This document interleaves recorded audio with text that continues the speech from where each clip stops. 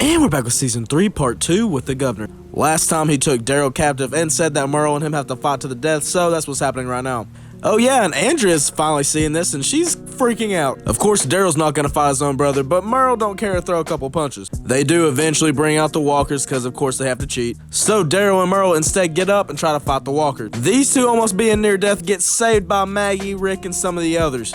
They throw smoke bombs down with their only mission being getting Daryl and Merle out of there. And like, please hurry, the governor's walking around in the mist like he's Batman. Lucky for us, they all got out. But unlucky for us, they brought Glenn. Why does that matter, you're asking? Oh yeah, Merle beat the living crap out of him just because he wanted answers of his brother. Michonne's not too big of a fan either of them, so Rick's gotta keep them caged somehow. While at the prison, Hershel's treating some of the new characters in Tyrese's group. And so far, they seem like pretty good assets to the team, even seeing a newborn baby and freaking out. Now, with Rick, this is where the big decision happens. Merle cannot stay at the prison because of the people that live there. Daryl says, no Merle, no him. Rick tries to stop him, but I guess a brotherly love can never be stopped. Wow, we just went looking for Glenn and lost Daryl, okay. Oh yeah, and Rick's now on his period, so he tells Michonne that as soon as she gets held up, she's gone. Remember when I told you that Tyrese's team's actually really nice? I take that back. Besides Sasha and Tyrese themselves, the dad only sees a prisoner, a girl, a little kid, and an old man. This is a prison. If they got their hands on a couple shovels, maybe they could take them out. Inconveniently, Beth and the prisoner end up bringing them shovels to bury their wife that died. Not theirs, the dad, the son, you get it. Tyrese and Sasha take the shovels and make sure they don't get them. Everything with Rick's group is not doing well.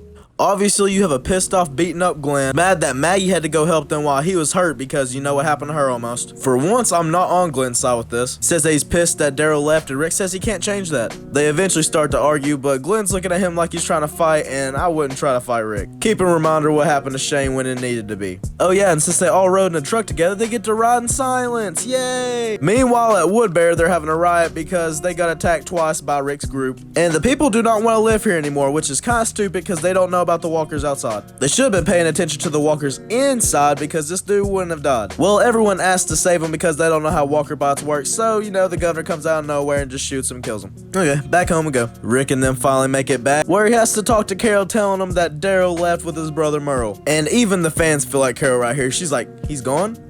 Really? Like, gone? Like, gone? It's a hilarious scene. I always watch this one back to back. Since the governor's unhinged ever since his bandage, he ends up telling Andrea they had Glenn and Maggie being tortured by Merle so they can find out where his brother was. Of course, Andrea doesn't want to be fighting her old friends, but definitely doesn't want to be leaving her new friends either. Right when Rick makes it back, Hershel ends up talking to him saying that they got some new survivors. Yes, finally some people that can actually work on our crew. Tyrese introduces himself along with his sister and others, while Hershel patches up Glenn and makes sure Michonne's okay. She is fine, but she is gonna be out for a couple days, so it seems like she's staying. Back with Tyrese, he says that he will help them get food or anything that they need, along with taking out any type of crew that tries to fight our team. This is perfect. They can help with the governor, right? Right? Yeah, Rick says no. He says, look what happened to the prisoners. Most of them died, and he doesn't want to bring more people in to just get them killed. Hershel pulls Rick away and says, yeah, you're the leader and all, but you haven't been right since episode 4, so let me cook. We need these people. Take them in now. Rick's like, alright, I got you. Until he starts hallucinating his dead wife and starts screaming, no, get out, get out. Which was meant for Lori, but Glenn thinks he's freaking the fuck out on them. So they all leave and we lose 4 good survivors. Wow. Yeah, Rick, it looks like you got issues. And we're back with episode 10, seeing Rick and all the others a little bit more worried than usual. Which they should be. The first part of this season, Glenn and Maggie had to tell him where the prison was, so now the governor could come at any time they wanted. Nothing seems to be crazy besides Lori looking at all the graves. Oh. Rick goes to follow her. She disappears as soon as he gets close, and he tries to look for her, and her ghost is on the move. Oh yeah, my theory is the white dress she's wearing is either their wedding dress, or it just symbolizes that she's an angel. Now Rick goes running for her, which is kind of weird, cause Michonne's like, what is he doing? He finally catches up to her, and they finally get to hug. On the other hand, Rick's just talking to himself, and Michonne's like, I had to deal with the governor, and now I have to deal with you. At Woodbury, the governor's trying to give his high placement of being the leader to Andrea, cause he can tell she has potential in running this place, while Daryl and Merle are just on the road trying to find somewhere to go.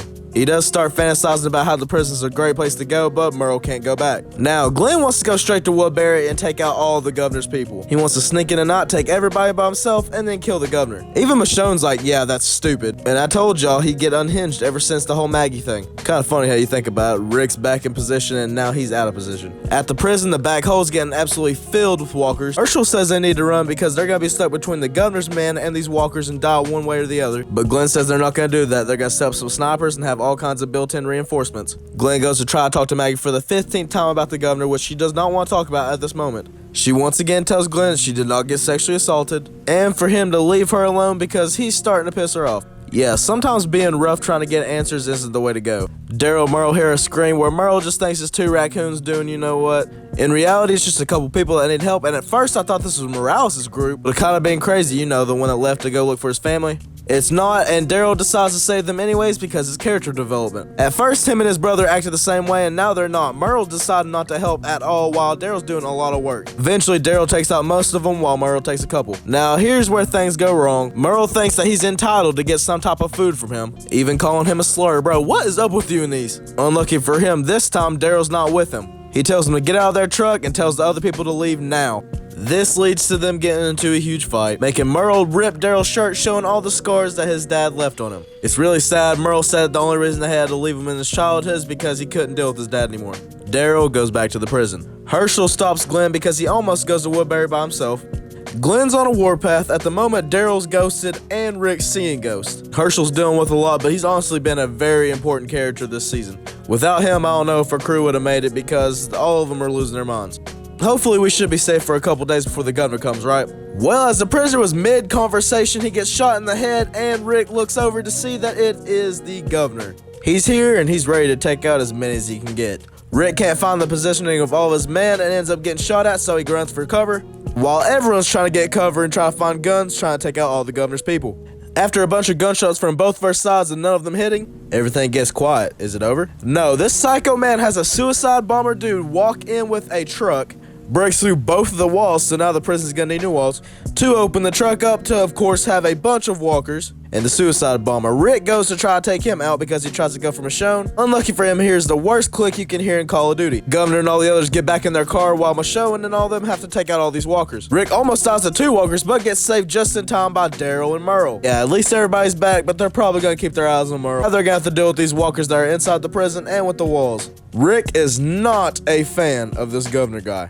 And we're back with episode 11. Start with Merle in a cage, obviously, because he can't be around anybody. Lucky they do have him around, though, because he tells him how bad the governor actually is. The truck full of walkers that busted through their walls is nothing compared to what he can do. Herschel says they can't just sit here and not do anything, and Rick just walks away because he doesn't know what he's doing. Until Herschel screams at Rick and tells him what he needs to hear. They all know that his mind's slipping because of the loss of his wife, but he's got to get a grasp on what's going on right now. He goes outside just to check around to make sure nobody's watching him. Carl comes outside, which he's not supposed to be out here, but he says he's got a good shot, and tells his dad that he doesn't want him to be mad, but he doesn't want him to be the leader anymore. Which, no, we need Rick. Governor goes to Milton asking how many people can hold a gun that are 21 and up. Milton says not that many. Then the governor says, what if the age was changed to 15? Milton's then like, you want kids toting guns this early? The governor says yes and get them all in training. Glenn doesn't really prefer Merle staying around the prison, but Rick can't do anything about it. While Herschel's on Rick's side because Merle is a bad guy, but he knows stuff about the governor. He has military experience, and he would never break the trust of his brother. Herschel goes to talk to Merle about the governor, and he tells him how bad he really is. Telling Herschel that he'll kill Merle, then kill Michonne, then kill everybody else ugly to make Rick watch it, and then kill him after. Andrea doesn't want this war to go on because Woodbury is important to her, and so is the prison people. She tells Milton that he cannot snitch, but they're gonna have to sneak out of here so she can get to the prison. Minutes later, while the governor puts on his new eye patch, Milton snitches. The governor says to help her get to the prison and come back. So Andrea takes a walker to use for camouflage and then runs into Tyrese's team. Bro, Rick, why did you not take them when you could have? Now Milton's gonna take them back to Woodbury while Andrea goes to the prison. Carl and Maggie taking a look out outside end up seeing a walker getting walked by Andrea. She makes it inside thinking that the crew's gonna be real nice to her, but they put her down quick to make sure she doesn't have any weapons. Honestly super sad seeing a friend that they left being treated like this. She goes inside the prison and figures out, Shane's dead, Lori's dead, T-Dog's dead. After that, Rick says that she needs to get the governor in control because he shot one of their men for no reason. See, Andrea's been getting lied to by the governor because he said that they shot first. Andrea only comes here to try to stop everybody from fighting, but it doesn't look like Rick and them are gonna back down. Michonne and Andrea try to bad talk each other, and before Andrea ends up leaving, Michonne tells her what almost happened to her. Merle was sent to kill her, and if Andrea would have went with her, she would have died too. No matter how Andrea sees it, she needs to realize that the governor does not care about her. She's just an asset. Tyrese's crew wants to join the governor, and the governor says that's fine. He tells them that they've been attacked, and it was by somebody by the prison, which Tyrese and them said that they've been there. They tell the governor everything, like how Rick's unhinged, and tell him all the locations they remember inside the prison. Andrea finally gets to hold the baby of Rick and Lori. Shane and Lori, while Carol tells Andrea something she needs to listen to. Wait until the middle of the night when the governor and her are asleep. Wake up, grab a knife, kill the governor, and it's over. The war will not happen. If you think about it, it's honestly like if you kill one person, you're saving 1,000 instead of killing 1,000 to save one. Andrea gets back in her car and she ends up leaving. As soon as she gets back, she goes to talk to the governor. She tells him that there's only a couple of them living there and that's horrible inside, along with Michonne and Merle being inside there. Like, okay, snitch. Anyways, they make out. When it hits nighttime though, Andrea listens to what Carol told her and gets up butt naked to go kill him. And I mean, she was so close. Of course, she doesn't end up having it in her. And let me tell you, Andrea made the wrong move. And we're back with episode 12. Start with Rick, Michonne, and Carl going on a run. Last episode, Rick did say he did want her to tag along because they do have the same interest in taking out the governor. But let me tell you, it is an awkward ride. Even at one point getting stuck. It's okay though. Carl's freaking out thinking that Michonne's doing it on purpose, but Rick knows that she didn't. He's being very patient because he knows at the end it'll be important. After getting some clothes under the car to get some traction, they end up making it out. Now, the reason that they're on this run is because they're looking for guns, and guess where Rick brought them? The police station he worked at. Remember the black bag of guns? Morgan, Dwayne. Season 1's first episode was a banger. Unlucky for Rick, he thought at least a couple guns will be here, but it is completely empty. So he has one more choice, a bar nearby. Oh yeah, and they better watch their step because they're definitely not alone. Someone has booby-trapped the whole entire place with sticks everywhere for walkers and ropes everywhere connected to cans to make sound. Rick, Carl, and Michonne end up watching it to see what happens if the walker goes past the cans, instantly gets shot, and a person tells them to put their hands up with a big rifle. Rick says they need to just run for the car, but Michonne says that's a big gun and they really do need that. With 5 seconds to choose, Rick says for Carl to go to the car and Michonne to get up to the building. So now Rick's fighting a dude with the rifle with his pistol only. Man, you can see it in Rick's face that he just wanted this to be a simple run. He doesn't hear the mysterious man shooting, so he goes to look up at him until, what? He's gone. Michonne's up there too, and she still doesn't see him. Yeah, it's because he's on the ground pushing Rick hard. With a rifle that close, he's going to be dealing damage. Rick goes to peek, but Carl shoots the mysterious man. He isn't dead though, he has bulletproof armor. Michonne asks if it even matters if he's dead or not. But let me tell you, it mattered a lot. It's Morgan. Yeah, the one that saved his life in season 1. Rick says instead of them going straight home that they're going to help Morgan out. Be careful, it's booby-trapped like Saw. And I'm literally not playing when I say that. Either way, they make their way through Jigsaw's puzzles, find Morgan's arsenal of all kinds of weapons. Michonne asks if even half of these were at the police station. Rick says no. Then we see Crazy writing on the walls, which was Morgan because he went insane, writing all these things throughout the walls of the whole entire town. While Rick's looking at the ARs, he finds something really important. Morgan never got rid of the walkie-talkie, the one that Rick gave him and told him that he'd talk to him every sunset, every night trying to contact him. Rick just got so busy he forgot. Even worse, one of the writings say that Dwayne turned, meaning that he died. Now, Rick, Michonne, and Carl have been here for a minute and they are ready to go. Rick still isn't budging until Morgan wakes up. In the other room, Carl walks in to see a whole entire sketched out map that Morgan drawed. He used chalk, didn't he? That's definitely chalk. It gives Carl the idea that they can go to a baby place and get a baby stroller because they're gonna need it for the kid. So we're getting another solo run for Carl? Well, not actually. Michonne plays around, says that the box is gonna be heavy and he's gonna need help. So she'll go with them. Rick says that's the plan. She has to go with him and he can go on the run. They leave. Seconds later, they see a walker, so Michonne goes to take it out while Carl runs away. She does end up catching back up with Carl and they go back on their way. While Rick's just looking around reminiscing and everything, Morgan's actually awake, about to pull a knife out and kill Rick. Rick's checking out one of the guns and then he hears a bullet which was thrown by Morgan to attract him. Morgan then tries to come at him with a knife, but Rick stops him and shows him that's him. Morgan doesn't stop because he is not the same man that he was and stabs Rick with that knife, and let me tell you, that definitely hurt. Rick goes to kill Morgan, but Morgan wants to die because back when we left him in season 1, we thought he shot his wife. You know, the one that was a walker at their door, which he didn't shoot. Since he didn't, eventually him and Dwayne had to go looking for food. She got in the house, Dwayne paused, and all Morgan could see was red. All he wants to do is clear, which means killing everything that he possibly sees. With the help of the walkie-talkie, Rick shows Morgan and he figures out that's actually him. Oh yeah, and immediately calls him out for not talking on his walkie-talkie because Morgan was waiting for him for days. Rick says he's sorry and he just got sidetracked, while Michonne and Carl sneak into a bar not to go find the guns but to find a picture. Well, Michonne gets it for him and it's a picture of him, his mom, and Rick. which makes Carl super happy because he wants his newborn sister to be able to see her mom. And even though this episode was a complete banger, Rick ends up asking if Morgan wants to go with him. He says no, probably because how he's doing mentally. Also, they're taking a lot of guns, so Morgan knows they're getting into a fight, which he doesn't want to be a part of. They split their own ways. Definitely one of my favorite episodes because it showed Morgan and showed a little police station that we remembered, as well as getting Michonne and Rick bonding a little. Don't worry though, these two are definitely not going to date in the show, as they make their way back to the prison. And we're back with episode 13. Remember when Andrea came to the prison to check on everybody and try to get everybody to stop fighting? Well, she also told Rick and the governor a place to meet, so maybe there doesn't have to be a war. Rick, Daryl, and Herschel go. Rick walks in one of the buildings to see that the governor's already there. Yeah, I'm not gonna lie, if I was Rick right here, I probably would have shot him because I would not have trusted anything he said. He puts his gun down and acts innocent kinda, but Rick really knows what he's dealing with. Andrea walks in to talk to both of them. The governor's just chilling, but Rick is pissed because he came through his home, beat the crap out of Glenn, and sexually assaulted Maggie. The governor plays the thing off like it was Merle, but Rick knows that it was him. Everything seems to be going pretty well at the prison. Well, kinda. Merle's trying to leave because he wants to take out the governor because this is their best chance. Even though Glenn would definitely want to do this, he's not going to break the trust of Rick, along with it probably starting a war. Rick's idea to keep Woodbury and the prison far away from each other is that they split it through the middle. None of his people go on the governor's side, and none of the governor's go on his. The governor laughs at it and says no,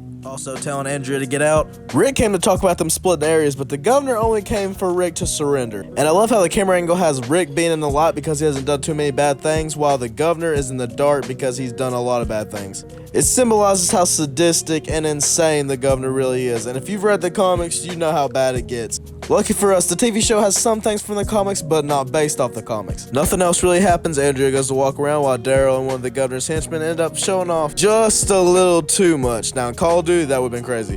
While Milton's super fascinated and talking to Herschel because his leg got amputated of the walker bite. Andrea sits down with Herschel and says that she's having second thoughts of going back to the governor. And you know, Herschel and the whole entire audience are like, yeah, come back with the prison. So now she can decide. She can go back with the governor and stay there, or she can go back to prison and have to stay with them. The governor says that he has no problem with Rick. He don't care about the prison, and he's not going to make them leave. All he wants is Michonne, and we know exactly what he's going to do to Michonne if he got her. Rick has 2 days to make a choice. Either give Michonne up to him, or start a war. Glenn and Maggie finally make out. Or, whoa. A word said, Rick and the governor end up leaving, while Andrea looks Herschel in the face and leaves with the governor. Rick gets to the prison and tells everybody to get to the C block now. Figure out the governor's motives is going to be taking out everybody. As soon as they bring Michonne, they know that Rick's going to be there, Glenn's going to be there, and Merle, so they can take every single one of them out. Lucky for us, Rick knew that the governor was capping. Rick tells them all that he wants the prison, and they've been through a lot, but they're going to war. As the end of the episode is getting near, Herschel comes out and Rick explains to him that he does have one more option. They can give up Michonne and live free. Herschel says no, that she's made her place and saved Glenn and Maggie. Rick is level-headed, but let's just hope that Herschel makes sure that he makes the right move. And we're back with episode 14, and it is important. Start with the flashback of Andrea and Michonne when they're going through the winter. Also figuring out the 2 walkers that Michonne's had has been her 2 boyfriends. The chains of the walkers transitions to the governor's chains, cause he's literally about to have Michonne in the slave dungeon. I mean torture dungeon. Anyways, Martinez, this one dude right here, is leading everyone somewhere for the governor, but we don't know yet. The governor's having a blast playing with all of his toys, and Milton shows up. Milton asks what's going on, and he explains to him the whole entire deal with Michonne. Milton thinks it's stupid because they could just stay at Woodbury and just chill, but the governor wants this done now. Milton finds Andrea and tells her everything that's going on, even showing her his torture dungeon, then has a second chance of almost killing the governor, but stopped by Milton. For some reason, he still thinks there's somebody left in the governor, but Andrea doesn't believe that, and she's going for the prison. Martinez stops Andrea, thinking that she's going to be in trouble, but he only takes her guns. Tyrese and his sister Sasha are having a good bonding moment, while Andrea comes up and they start making a big scene until she pulls out a knife, saying that she's got to leave now. She says this place and the governor is insane, they need to get out of here like now. They almost stop her, but Forrest Gump just keeps running. Andrea. Tyrese and Sasha tell the governor, along with figuring out from Milton that Andrea knows about his plans with Michonne. Yeah, Milton, you should have went with Andrea because you're definitely screwed. Martinez gets all of his armed squads together and they roll out. Of course, as soon as Andrea ended up taking off, the governor went to chase. Andrea makes it into a building, which the governor knows she's in, so now we're playing a cat and mouse game. The mouse being Andrea because she has to get away, and the cat, of course, being the governor, and if the cat gets the mouse, you know what happens. While she's walking around, she almost gets caught, which she takes out this walker very quickly. The governor does hear it, so Andrea has to move. And let me tell you, she has some close calls. Not gonna lie, this episode had me very stressed, like my heart was beating fast. Just like Andrea's when she figured out that the governor was following her. She ends up opening a door full of walkers and goes in, while while watching the governor get stuck with a bunch of walkers by himself. There's no way he'll win.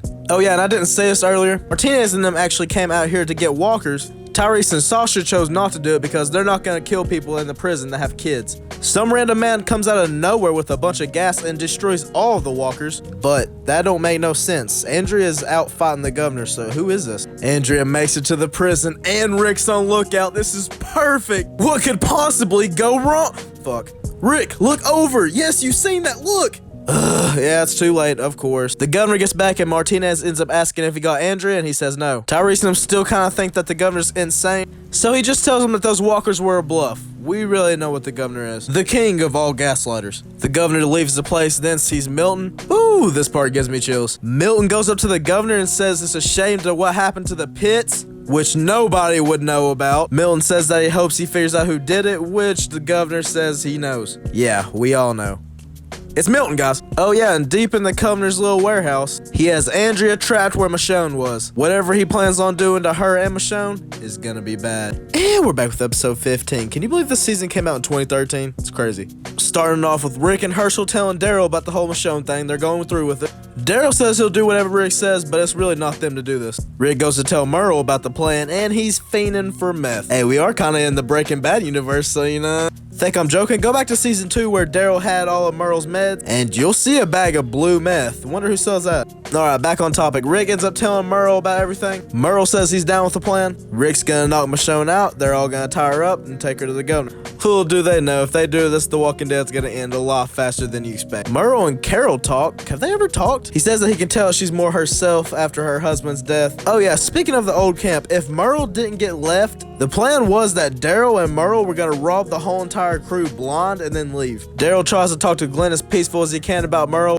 which Glenn says he can accept what Merle did to him, but he can't accept what he let the governor do to Maggie. Daryl goes looking for his brother while he's still looking for Scooby snacks. I mean meth. As Rick goes to get the wires to get from Michonne, he ends up seeing his wife, and this is a symbolism. Usually she disappears the first time he sees her. However, she doesn't until he snaps back into reality and figures out that he does not need to give Michonne to the governor, even telling Herschel and all the others that he's not going through with it. Too late though, because he told Merle, which was the stupidest thing he could have done. They end up fighting off a couple walkers and Merle gets the chance to knock her out. Yeah, they're on their way to meet the governor. Oh yeah, Merle has to show off on the way using her katana. He asks her why she hasn't left yet, but she says she wants it back before she leaves. Glenn goes up to Herschel and asks him a kinda important question. You know, he's just asking for the hand in marriage of Maggie. Herschel gives Glenn his blessing. Meanwhile, Michonne and Merle trying to find a car until the car alarm starts going off. He's somewhat safe as he's trying to get it turned off, while Michonne's fighting with no hands. Eventually, he fixes it, takes out the walkers, gets Michonne, they get in the car. While they're driving, she ends up telling him that Daryl would never do something like this. Also, that he won't care about Merle if he dies because he has a new family. Obviously, trying to get under Merle's skin, which she's doing pretty well. She tells him that they don't have to go through with this and they can turn around right now. Wait, Merle actually stops the car? He looks at Michonne like he has the intent to kill her, but lets her go. He says that he can't go back and he has some stuff that he has to finish. So she's going to the prison while Merle makes the fake Michonne drop off. And I'm not gonna lie to y'all, I hated Merle the whole entire time, but this is the most I respected him. He doesn't care what happens to his life now. He only cares about his brother. Michonne makes her way back home until she runs into Daryl. She tells him exactly where he is, and Daryl says to tell nobody to follow him, and he goes after Merle. Merle stops by a nearby bar, plays some loud music, and gets a couple friends. He rolls up to the spot that the governor and Rick met up first time. Instead of meeting him, rolling out of his car, letting the car alarm go off so he can hide somewhere. He does find a perfect building to conceal himself. Also, we figure out that Martinez is put on duty to kill Rick and the others. Martinez and them end up here in the car, so they go check it out while Merle's got a perfect spot at shooting all of them, which he does perfectly. He takes them out while they're trying to fight the walkers. Unlucky for him, he takes out a walker, which pushes him out of the building, and he gets attacked. Martinez is beating the crap out of him, but the governor pulls him up and says he's mine. He beats the living shit out of Merle, breaking a couple ribs, biting 2 of his fingers off, breaking his arm, but Merle doesn't give up and he doesn't beg. Sadly for him, the governor doesn't care and shoots him point blank. Dang, after that sad scene, nothing can get happier from there. Oh, Glenn asked Maggie finally, and she said yes. Now this beautiful relationship better stand forever. Rick then calls in everybody, cause at the moment, Rick thinks they're SOL. He tells everyone that they actually had another choice to take Michonne and they wouldn't have to start a war. Rick told Merle and he put it into his own hands and already took Michonne, so now Rick doesn't know what's happening. He also takes Carl's words into play as he didn't want him to be the leader and tells tells everyone that he doesn't want to be the governor. He alone is not making the choices anymore. They're gonna make the choices together. Seconds after Rick's talk, he ends up looking through his AR scope to see that Michonne's on her way back. And Daryl, oh, this is a rough one. He finds the scene of Merle and the governor's fight, which is gone now. Oh, the governor did not do Daryl like this. Yeah, the governor shot him in the chest so he would come back as a walker. Daryl might have had a lot of hatred towards his brother, but he truly loved him a lot. It's a truly sad scene as we see Daryl crying as he has to take him out. Alright, Robert Kirkman, what's up? Why does all of our main characters have to be tortured this season? And we're back with the season finale. Remember when it started as the Walker's Eye in the first episode? This time it transitions from the governor's as he's beating the crap out of somebody. Didn't appreciate the governor manhandling me like this. Milton definitely didn't. The governor's beating the crap out of him because he killed the Walkers, and the Walkers would have made sure that he didn't lose his men. Let me explain. Milton killed the Walkers. The Walkers were supposed to go with Martinez to make sure to kill Rick and the others. Since it didn't happen, Murrow got to kill 8 of their men before dying. Milton asks if Andrea's still alive, and the governor takes him straight to her room. I guess he was planning on torturing Andrea, but instead he gets Milton to get all the tools. He ends up dropping all of them because he's injured and leaves one of them. Good job, Milton. You know Andrea can get out. Then the governor gives Milton one more job. Take this knife, kill Andrea. He acts like he's gonna attack Andrea, but goes to attack the governor, which he gets the knife and stabs into Milton. Very viciously. The governor then says if he can't kill her alive, then he's gonna kill her when he's dead. At the prison, it really looks like our team's about to leave. Carl's looking at all the pictures as him and everyone else is gathering all their belongings. Rick tries to grab Carl and talk to him, but he shrugs it off because he is pissed. Even Glenn notices it when he's talking to Rick. Rick says that he's a kid, though. He'll forget about it eventually. Rick looks one more time over at the prison and sees Lori, while Daryl's still mourning his brother, but Carol does say one good thing. Merle did give him a chance. Michonne says everybody's ready, and Rick says, alright, let's get it. The governor is also saying, alright, let's get it, because they're about to roll up on the prison. Tyrese and Sasha say they want to stay back because they don't want to get in any fights. They say that they'll stay here and protect the kids, which the governor looks at them crazy for a minute. But 5 seconds later, he takes one of his men's snipers and gives it to him and says thank you. They roll up to the prison. Did they really leave? Anyways, Martinez pulls out a grenade launcher, starts shooting up all the lookout towers, while everyone else shoots their ARs and another one has a sentry turret gun. They take out all the walkers, get out, and go inside the prison. And there are a lot of them, but look how sad it is. Most of them are kids. They go inside the door that takes us to our lovely C block. Oh yeah, and it is completely empty. So, new plan. The governor's confused as shit. He tells everyone to split up and look for clues and make sure nobody's in here. Back at Woodbury, Milton's about to die, but he tells Andrea about the tool that he left behind. She better hurry and get it though, because her hands being tied behind her back while Milton's about to turn isn't a good thing. She tries to keep him alive by talking to him, and he asks her why she ended up staying. She says she was trying to save everybody. Okay. Even though she says she almost killed the governor, and he asks why she didn't kill him. Like, are you serious? You were one of the reasons why she didn't kill him. Are you? There's no way. Our team flashbangs them and sends walkers their way. Once they run out, they end up getting ambushed by Glenn and Maggie, while Herschel, Beth, and Carl are hiding in the bushes. The governor still wants to fight, but all his people are falling back. They run away, and the governor just follows after them, so they won. Besides that one kid that was part of Tyrese's group, he runs into Carl and Herschel, and he doesn't really seem like he's gonna use his gun and drops it. So they're gonna take him hostage, right? No. Carl shoots him straight in the head. What the fuck? Okay, prison needs some work. Right now, that's not the problem, though. Everybody wants to go after the governor's people, because they can't have another chance of him ambushing. Carl gets back to Rick and tells him that he had to shoot somebody, and Herschel tells him the truth. He did have a gun, but he was innocent and not trying to fight, and Carl gunned him down. Speaking of gunning people down, the governor stops all of them and says, why are we not fighting? They got super scared of the prison people, and the governor freaks out and kills them all. Besides these two, they get to watch. He leaves one alive, but she got lucky only because he ran out of bullets. They get into his car, but they don't go back to Woodbury. Time for these three to go on their own way. Andrea, on the other hand, is using her toes to get the tool. Come on, you have to hurry, he's moving. Rick, Michonne, and Daryl go to find the governor's people, but they're all dead already. The only thing they do find is that woman that survived. Andrea gets one of her hands free, but Milton's coming at her fast. All we hear is a scream, so hopefully she killed the walker. Rick starts shooting at Woodbury, but he figures out that the governor's not there. Guess the governor just woke up and left all of them. Tyrese asks why he's here, and Rick says to end it all, but looks like the governor already did it, and he asks if Andrea's here. Lucky for us, they remember where Glenn was held up, and she is in the same place. We find the room, and she took out the walker, but she's knocked out. Finally, one of my favorite characters gets a No! Andrea did kill Milton, but she got bit on the neck. Rick and all the others stay with her to comfort her, while Michonne is heartbroken. She's been with her this whole entire winter. When I seen this scene, I swear to you I cried. Everyone walks outside of the room while Michonne has to give the final shot off to Andrea, and that closes off 5 main characters that we like. Cut back to the prison, we see a lot of cars because Rick took in everyone from Woodbury. They now live as one. They're gonna fix all the prison and grow crops. Things are going so well that Rick doesn't even see Lori. Still will never change the biggest impact on Rick's life as we close the final scene of season 3. I'll see y'all next video.